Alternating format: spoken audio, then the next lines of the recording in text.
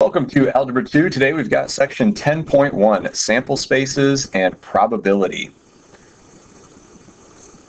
All right, a sample space, if we were to conduct an experiment, is a set of all possible outcomes that could occur in that experiment. So we've got some different ways to figure out the size of a sample space, and one of them I refer to as just grinding it out. So here, to find the sample space, we just need to grind out all the different possibilities that could occur and just make sure that we are accounting for everything. But let's see, 3 coins are flipped. Let's just grind out all the possibilities that could happen. So I could go heads, heads, heads, heads, heads, tails, could go heads, tails, heads, could go heads, tails, tails. Likewise, I could go tails, tails, tails, tails, tails, heads, tails, heads, tails, or tails, heads, heads. So we see that sample space, there's 8 possible outcomes, and they said find the sample space. They want us to list all of those out, but to do our calculations, we'll want to know just the size of the sample space. So one method is to grind it out. Another method, here, let's just make a little list over here. Grind it out. And these are to find the size of a sample space. We could grind it out like we just did with our 3 coins. Another way I refer to as a menu problem to find the size of a sample space. The textbook refers to this as like a tree diagram, but it's also referred to as the counting principle.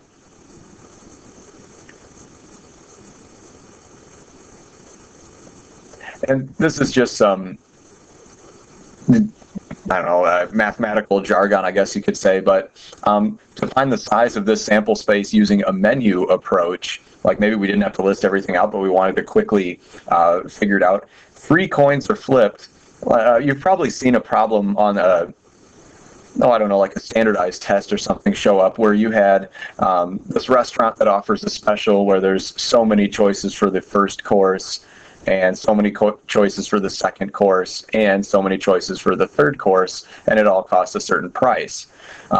So you would simply take how many choices you had for the first course times however many choices you had for the second times however many you had for the third. In this case, our courses are different outcomes of our coins being flipped.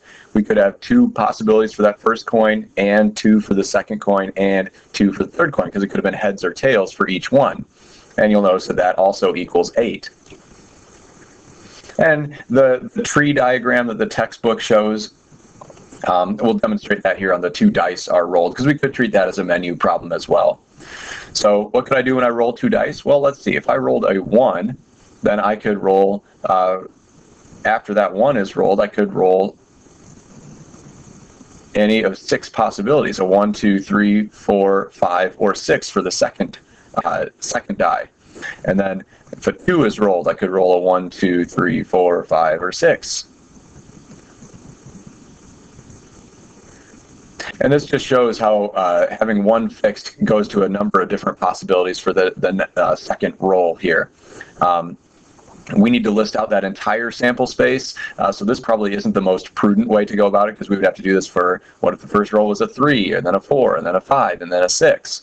For our menu approach, we would say the first die and the second die. There are 6 possibilities for the first, and so multiply 6 for the second. I should get 36 for the size of that sample space. And we're starting to see that each of our 6 outcomes times 6 for the second die show up as we made our little tree diagrams. So let's just grind this out. We need the entire sample space. What are the outcomes? Well, I could have a 1 and a 1, 1 and a 2, 1 and a 3, 1 and a 4, 1 and a 5, 1 and a 6.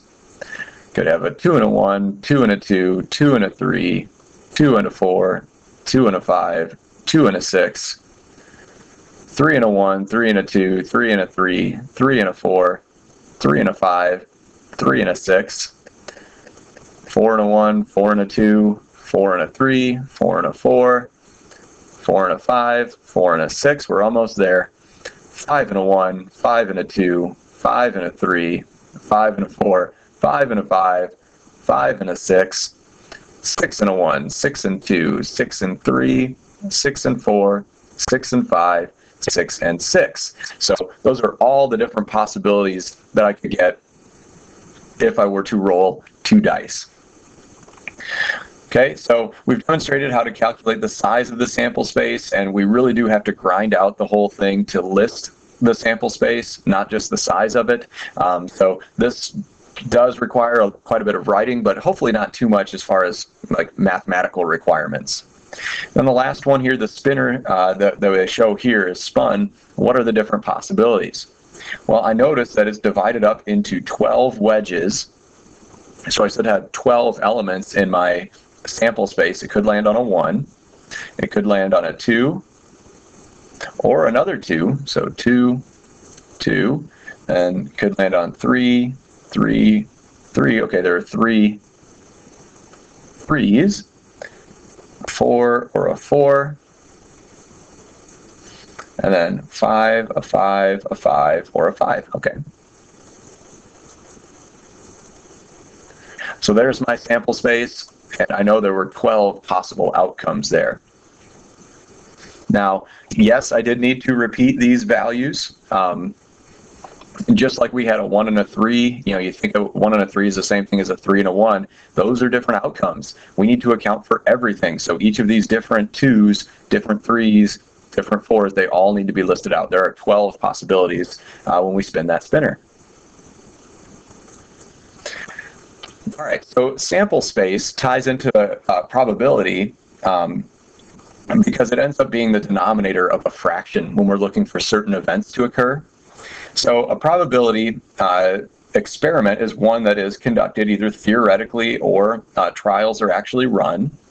Okay, the possible results are called outcomes, and then we looked at the dice rolls before. If we were to just roll 1 die, there are 6 possible outcomes. Well, a collection of 1 or more outcomes is a certain event, such as rolling an odd number, rolling a prime. Those are certain events, and then all the possibilities is the sample space that we just explored moments ago. So the actual probability of an event occurring is a measure of the likelihood that the event will occur. And it's a number ranging from 0 to 1, representing 0% certainty to 100% certainty. And it includes those values. And we can express our answer as a decimal fraction or a percent. So here you can see just we got a little number line going from 0 to 1, showing how to interpret different probabilities. Okay, often how you will see a probability written, like if we wanted the probability of event A, we kind of express it like a function, probability of event A occurring. And we'll get more used to that language as we move on. All right, so to calculate probabilities, the theoretical probability, that's kind of where we went through and looked at, okay, look at this die. This die has 6 sides, so there are 6 possible outcomes. So we just look at how many ways could we get our favorable outcome, our event to occur, over those total possibilities.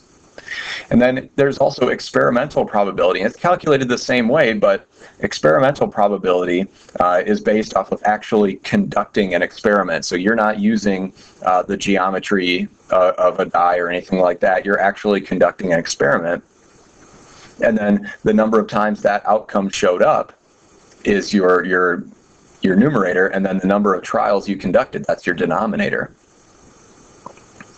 And it's funny because you think a coin flip is like a 50% chance, right? There's either going to be heads or tails, but some mathematician or statistician, somebody conducted this huge experiment where they flipped a coin, I don't know how many thousands of times, and they found out that it was actually more likely to land with the tails up in the long run just by conducting this this experiment that was hundreds of thousands of coin flips. So it's kind of interesting that the experimental won't always match the theoretical. Okay, and then we've already talked about the notation for probability of an event occurring. And then there's also the complement of an event. Now, where have we seen that word complement before? You probably think of geometry when we talk about complementary angles. And it's just the difference between 90 degrees and whatever angle you're given. The complement is the difference. Well, the complement of an event A. We call that P of not A. And that's the same as 1, 100% certainty, minus the probability of A occurring. So it makes sense that either the event occurs or it does not occur. That's why we can subtract from 1 to find the complement. Now we will see playing card references show up quite a bit this chapter. I wanted to give you, in your notes, just a nice little slide that sums up what a typical 52 card deck looks like. There are 4 suits: hearts and diamonds, those are red cards; spades and clubs, those are black cards. And within each suit, there's an ace, 2, 3, 4, all the way up to 10, and then jack, queen, king. And then the jack, queen, and king are referred to as face cards. They have faces drawn on them, and there are 3 of those within each suit. So hopefully this will help us calculate our outcomes and sample spaces. All right, so our first example, find the number of possible outcomes, then list those outcomes. So here we're looking at how do we generate the size of the sample space, and then they want us to grind out all those possible outcomes. So our first situation here, we flip a coin and we draw a marble at random from a bag containing 2 purples and 1 white. Okay, so let's see, I could go heads on the coin with a purple marble. Could go heads with the coin and a white marble. I could go tails on the coin with a purple marble. Tails on the coin with a white marble. All right, so those are the 4 possibilities, and they are the 4 outcomes that we could possibly see as we carry out this experiment. And you'll notice that I could not do a menu here because we had these 2 purple marbles showing up. We're only drawing 1. We're just looking at the color of it. So really grind it out is the best way to find that sample space size. Number 6, here we draw 2 marbles without replacement from a bag containing 3 green marbles and 4 black marbles. Okay, so I could draw green and green, green and black, black and green, black and black. So again, 4 possible outcomes by grinding out that sample space.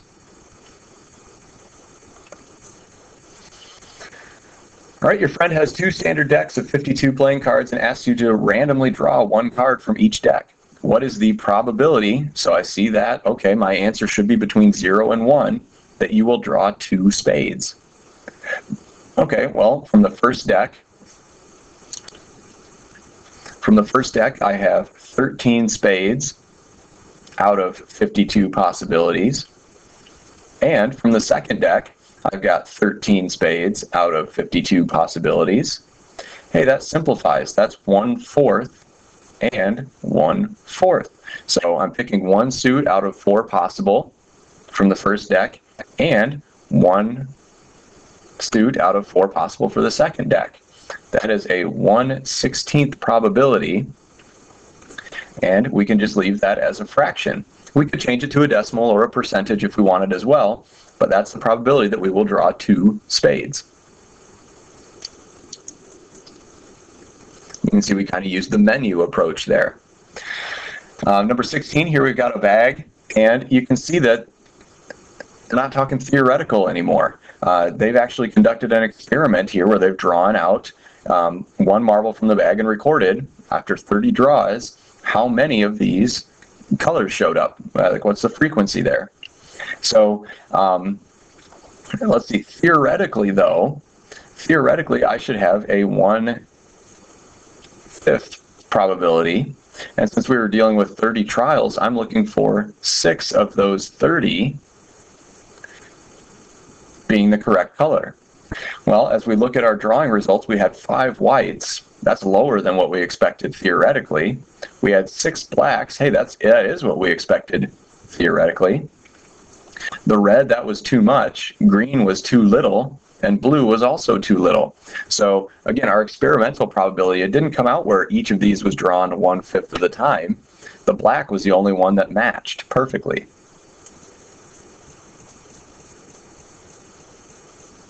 So the black is the one that matches our theoretical because it is 6 of the 30 draws, which equals 1/5, just like there was 5 marbles, and we're equally likely to draw any one of those. One of those 5 is the same as getting 6 out of the 30 in our experiment.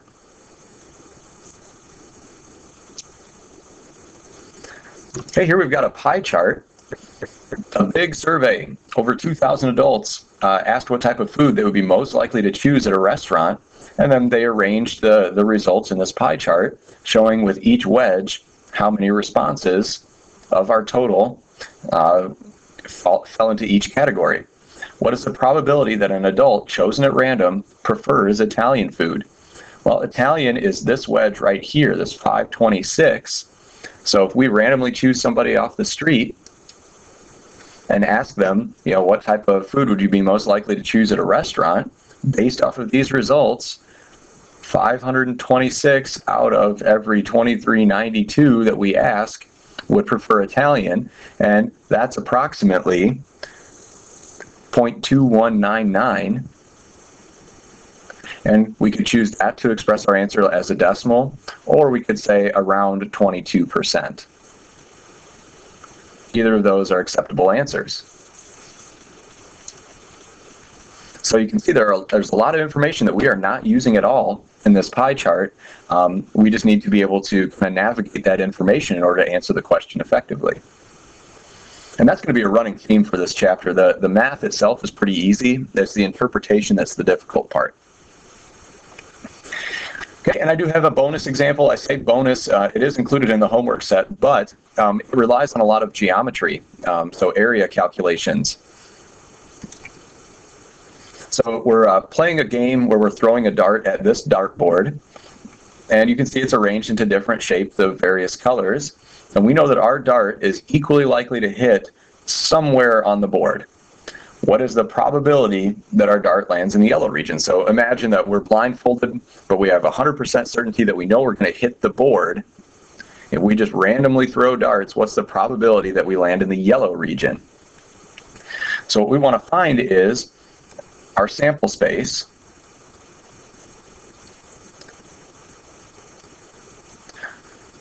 What is the likelihood that our dart hits a point that is anywhere on that square? What's the area of that entire dartboard? So our sample space is 18 times 18, the dimensions of the entire dartboard, 324 inches squared. Okay, now of that entire dartboard, what is our desired outcome, this yellow region? Okay, so our event is going to occur when we're in this yellow region. Well, let's think. The yellow circle, so I'm just going to say a circle, is equal to pi r squared. Now the radius of that yellow circle is going halfway across this square of 18. So I know the radius is 9.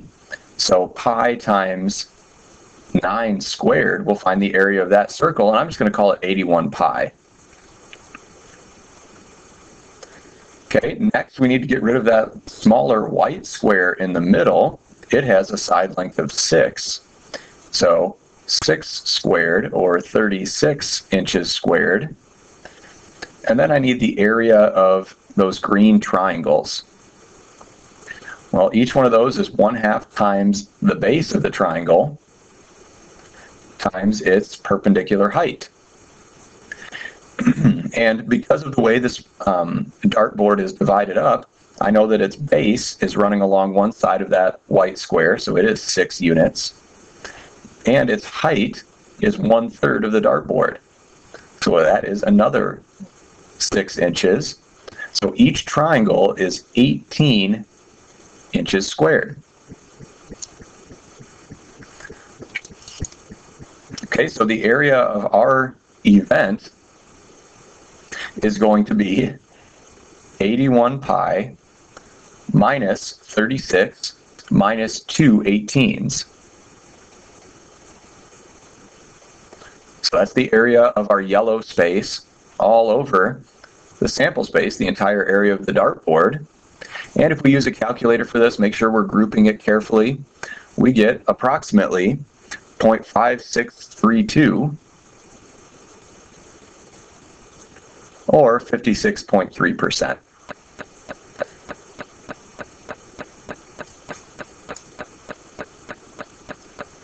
Now, a nice thing about these probabilities is that there's a little bit of common sense involved too. You can pretty quickly tell whether or not your answer makes sense in the context of the problem.